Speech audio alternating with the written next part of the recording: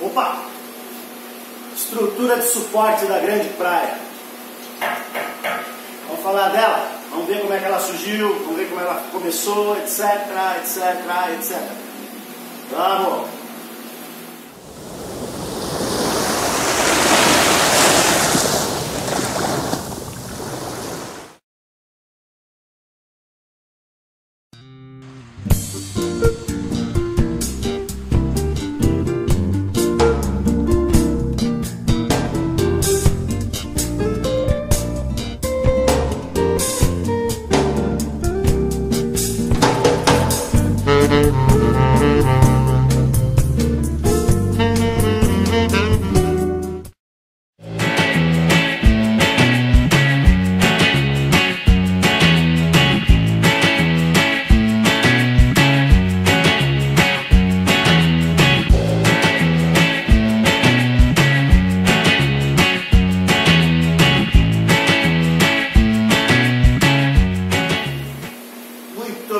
Meu Deus, muito obrigado aos meus antepassados, obrigado papai, obrigado mamãe, obrigado a vocês, obrigado Ted, obrigado a todos. Olha só, pessoal, nós vamos falar rapidão agora aqui sobre a estrutura de suporte da grande praia. Entendam uma coisa, eu recebi muitas críticas, todas elas, vamos dizer assim, cabíveis, todas elas com propriedades. E, assim, só você estando no problema para você entender que nem sempre a solução que se vê de fora, ela é cabível de ser tomada. A gente tem que partir de algumas prioridades, a gente tem que colocar alguns pontos, né, que são chamados os pontos que você precisa obedecer a isso para fazer aqui. Olha o sol, e daqui a pouco o sol vai estar batendo aqui em cima. E vocês perceberam que eu estou num ângulo mais baixo, né? Porque nós estamos falando da estrutura. Então, escuta só. Então, a gente precisa fazer com que muitos projetos nossos, eles começam não na sequência natural que deveriam começar. Por exemplo, eu vou dar um exemplo bem simples para vocês entenderem. Muitas vezes a pessoa, quando vai fazer o projeto de uma casa, de uma construção, o que ela precisa fazer? Bom, eu quero uma casa, eu tenho o lote, eu tenho o terreno é esse, tá? E o terreno não é muito sólido, eu preciso fazer uma estrutura, assim, assim, assim, e o engenheiro vai lá e faz o cálculo estrutural para dimensionar tamanho de coluna, baldrames, enfim, toda essa parte estrutural Mas muitas vezes pode acontecer do cliente chegar com a seguinte proposta: olha, eu não quero saber do que vai ser a parede da casa, a estrutura da casa. Agora, eu quero minha casa com telhas germânicas daquelas, eu quero telha de ardósia. Eu quero a minha casa com telha de ardósia. Ou seja, todo projeto estrutural da casa, ele já vai levar em consideração isso, que o proprietário está exigindo de cima para baixo, que o projeto comece pelo telhado e não pela estrutura, ou o primeiro tópico de pensamento. Então, muitas vezes a gente fica meio que atrelado, meio que preso, e isso nos obriga a sermos mais dinâmicos, a procurarmos soluções que muitas vezes a gente nem imaginava que era possível tomar, né? Que era possível descobrir. Eu tenho que partir de algumas premissas. A primeira delas é que a estrutura aqui da loja, ela não poderia sair, isso aqui não poderia sair daqui. E lá onde estava o Big One, já não atendia mais a logística, a dinâmica da nossa loja aqui, do nosso ponto. E eu senti a necessidade de mudar isso, de inverter esse lado de admiração, uma vez que por questões comerciais, quem vem de lá para cá na nossa loja tem um visual mais bacana do que normalmente quem vem de lá para cá. E aí me veio essa questão, eu não podia tirar isso daqui, até podia, mas ia me envolver, ter que arranjar piso, comprar piso, enfim. E aí eu tive que trabalhar, primeiro de tudo, com uma estrutura de menor volume e que coubesse toda essa parte da qual eu ensino, da qual eu preconizo. Eu não gosto dos chamados sistemas de reposição de água doce, né, com eclusa. Eu já tive várias relatos, já vi vários relatos de problemas seríssimos com eclusa. Então, em função disso, essa era uma das condições. Eu também não vou trabalhar com um skimmer pequeno. Aqui já está decidido o skimmer que eu vou usar nesse aquário. Eu vou iniciar com o A800, o Aviv A800 que eu tenho no Big One. Eu provavelmente vou fazer a ciclagem com ele, mas eu devo colocar o Aviv, o A800 para vender, usado, no preço bem melhor do que o novo. Quem tiver interesse já pode entrar em contato com a gente, que eu vou pôr ele à venda assim. Porque eu vou usar o A1200, aquele que vem com duas SB2000 modificada, a voluta modificada, vai com Deus. Impeller modificado, e volta com Deus também. Impeller modificado, enfim. Tudo isso são coisas que exigem uma altura da qual o nosso móvel não tinha condições de fazer, com ele sendo de 60 centímetros, que é o caso aqui. Nós vamos usar aquela caixa lateral que vai acomodar tanto o skimmer como também a caixa repositora em cima dele e ambos embaixo da grande praia. Ok? Quando eu fiz isso aqui, eu fui obrigado a dimensionar o Big One. Eu queria ele 60 por 60. Eu queria ele 2,20, 60, 60. Mas, com isso, eu ia ter que deixar ele rente. Eu não ia ter moldura em volta dele, né? E isso não é uma coisa que eu gosto. Eu gosto sempre de dar um acabamento, como a gente faz personalizado. Eu falei, não vai ser por causa de 5, 6 centímetros que eu diminuí nessas dimensões que nós vamos conseguir, nós vamos ter um resultado mais feio ou mais bonito. Enfim, não vai interferir em questão estética, nem em questão funcional, principalmente. Então eu acabei batendo martelo em fazer na mesma largura do Big One, que é 55, e na mesma altura do Big One, que também é 60. Então ele acabou fechando em 2,20, 55, 60. O móvel, a gente ficou naquela, qual material utilizar? Eu entrei em contato assim, com várias empresas que faziam desde móveis de alumínio, metalon, madeira e assim. Eu penso que isso tem muito a ver, sim, com, primeiro de tudo, segurança. Óbvio, segurança. E, em segundo lugar, não menos importante, eu diria que se fosse em matéria de percentual, eu diria o seguinte: você tem que ter 50,1% de segurança e 49,9%, se a matemática que eu fiz não estiver errada de cabeça, já pensou? De beleza, de gosto pessoal, daquilo que você fez e gostou. Eu brinquei já uma época aqui, eu falei isso, eu falava muito isso para meus pacientes no consultório de odontologia, e quando você comprar uma escova dentária, procura comprar uma escova de uma cor que você goste. Isso vai te ajudar a ter mais gosto na hora de escovar os dentes. O cara detesta amarelo, compra uma escova de dente amarelo, não é meu caso, eu adoro amarelo. E o cara, ou azul. Mas aí o cara vai e monta, né, compra uma escova naquela cor que ele não gosta. Puta, amarelo, tá? Carro, enfim. Isso não é diferente em relação a esse tipo de produto. A gente tem que ter a questão do gosto pessoal. Se fosse levar em consideração o meu gosto pessoal, isso aqui seria madeira. Hoje, MDF Ultra, sim. Eu não estou assim. Eu não sou do tipo que exagera. Eu não sou do tipo que investe, por exemplo, em vidro extra clear, em, sabe, fazer o vidro. Se o cálculo todo serviu para um vidro de 10 milímetros ou 12, com toda a segurança possível, não, faz 15 porque vai que... Isso para mim é desperdício, né? Isso é desperdício de dinheiro, desperdício de tempo. Eu ousaria até dizer desperdício de Deus. Quem me entende, quem me conhece vai entender o que eu estou querendo falar. Então, eu não sou o tipo de pessoa que gosta de desperdícios. Eu gosto das coisas feitas bem dimensionadas, bem equalizadas, né? O pessoal que, né, antigamente era muito comum, o pessoal fazia casa, gastava o dobro, o triplo do cimento necessário só para ter certeza que a casa não vai cair. Você jogar dinheiro fora, isso não é ser inteligente.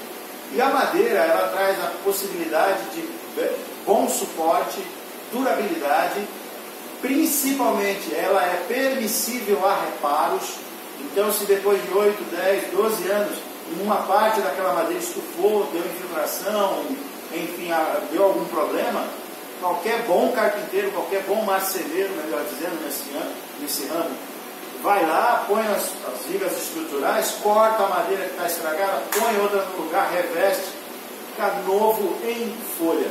Então a madeira, ela é um material ecologicamente correto, o contrário do que muita gente pensa. A madeira é muito mais ecológica do que o cimento, do que o concreto. Casas de madeira são ecologicamente muito mais corretas, principalmente quando feitas com madeira de reflorestamento, madeira, né, de fontes sustentáveis.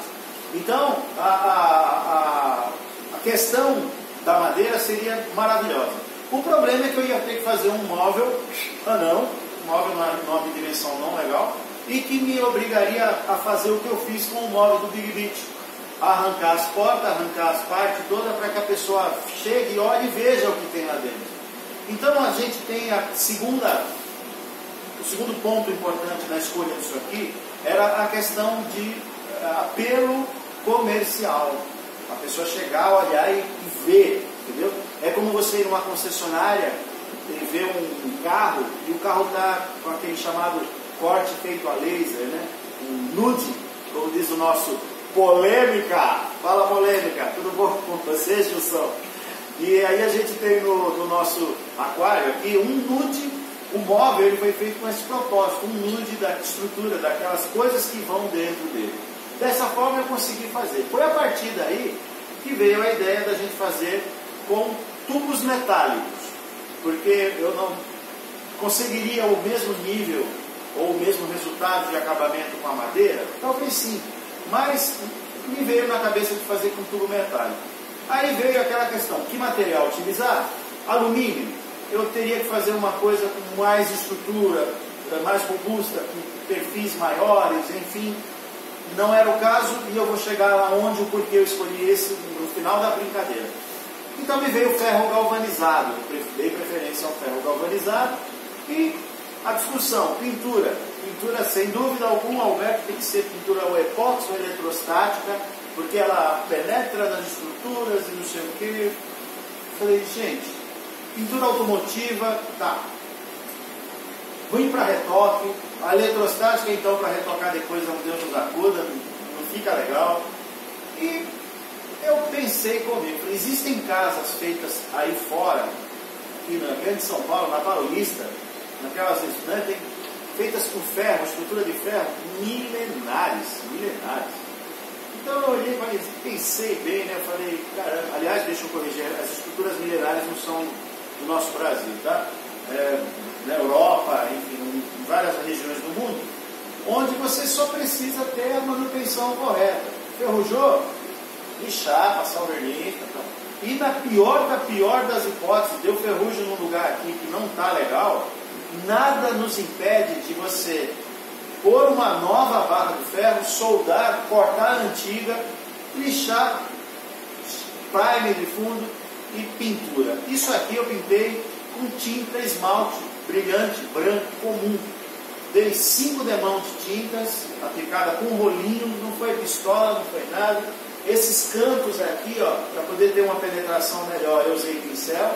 E o perfil 5x5. Eu tenho absoluta convicção, absoluta certeza, que se eu arrancasse essas 4 estruturas que estão aqui, não ia interferir em nada nesse brinquedo aqui. Eu poderia arrancar as 4 e passar daqui para lá, aqui no centro, só mais uma barra transversal.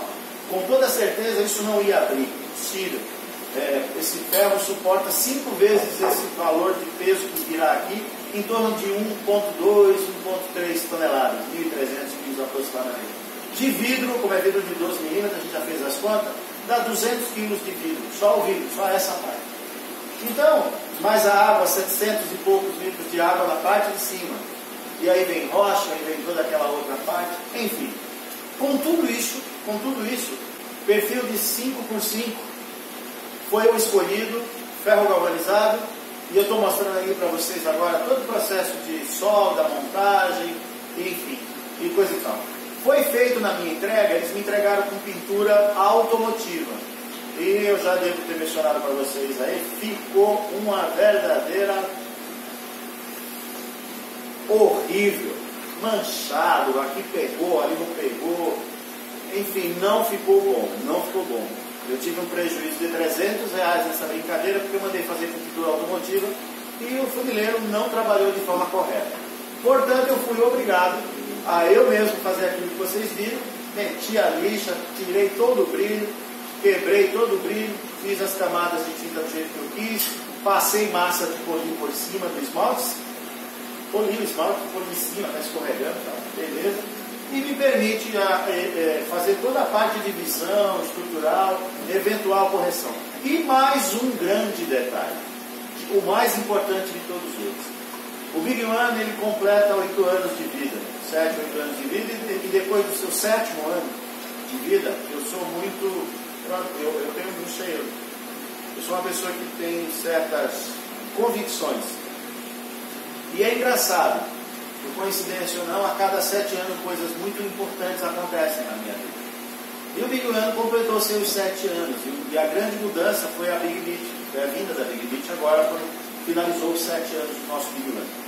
A minha ideia daqui a 7 anos é fazer com a Grande Praia o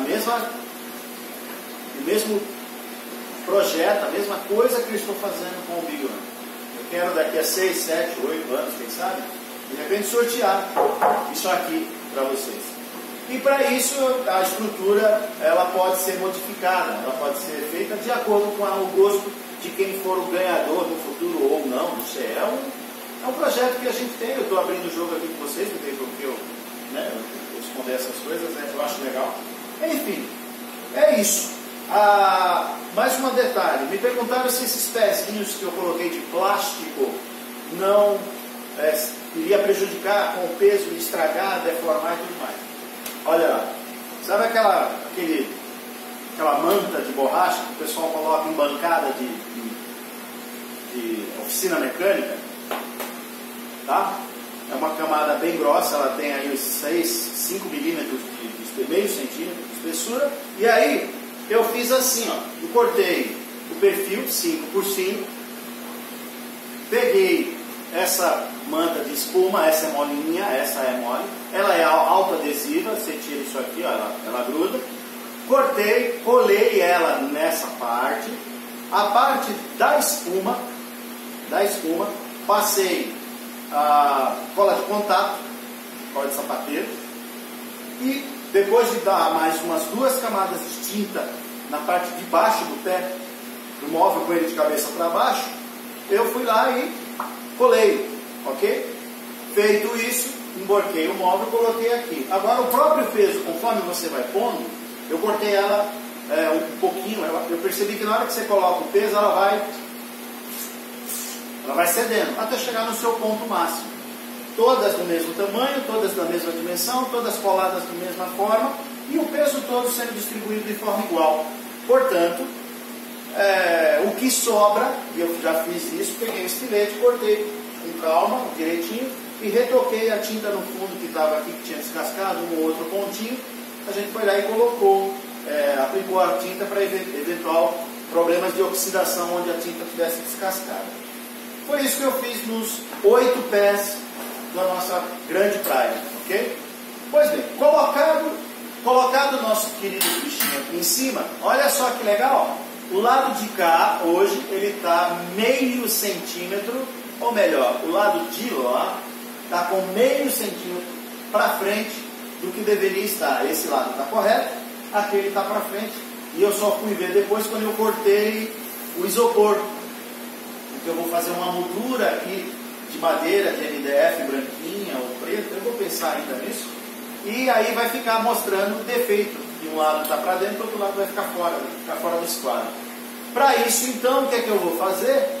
Já conversei com o pessoal direitinho, nós vamos pegar madeiras, vou colocar embaixo daquela parte do Big One as madeiras, eu vou filmar isso quando eu for fazer, tá? Vou pegar um macaco hidráulico que suporta até 1,5 toneladas tranquilamente, aqui são só 200 kg. Vou colocar as placas de madeira, vou botar o macaco e vou levantar aquele pedaço lá. 1 milímetro, 2 milímetros que eu erga ele, eu consigo dar aquela empurradinha de meio centímetro para que ele se acomode. Nós vamos fazer isso, eu vou botar para filmar, e eu não quero fazer sozinho, eu até poderia fazer sozinho, mas eu vou aguardar quando tiver amigos aqui, algum pessoal aí que está sempre conosco nessa brincadeira, enfim, é mais seguro. E, fora isso, é por isso que foi feita a estrutura como foi feita. O desenho pode não agradar esteticamente a muitas pessoas, porque o que seria do vermelho se todos gostassem do amarelo? A questão do material de acabamento envolve tudo isso que eu acabei de falar. Questões de logística, de exposição do móvel, eu não vou pôr portas, eu não vou pôr nada disso, vou deixar literalmente ele exposto, nude, ok? E estou feliz pra caramba. Nós vamos no desenrolar da história, nós vamos falar alguns mais detalhes, né? Provavelmente o próximo vídeo que nós fizermos aqui vai ser sobre a própria vitrine em si. Então eu vou falar sobre a escolha do sistema, como é que as curvaturas que ele tem, as prateleiras que nós vamos mudar de posição, depois eu explico. O fundo azul, que muita gente não, duas pessoas já me disseram, né, que preferem o preto, que seria do vermelho, se todos gostassem do amarelo. Enfim, é isso. Mais um degrau, mais um nude. O pessoal que sabe essa história do nude no nosso grupo aí deve estar rindo toda vez que eu falo isso. Mas tudo bem. Manda um nude aí do seu aquário, Alberto. É isso, gente. Mais um trabalho. E assim, mais um trabalho, né, Ted? Muito obrigado, meu Deus. Muito obrigado aos meus antepassados. Muito obrigado ao meu pai. Muito obrigado à minha mãe. Muito obrigado a vocês. Obrigado a todos. De coração, muito obrigado. Tchau, gente. Até breve. Até breve com a história da vitrine.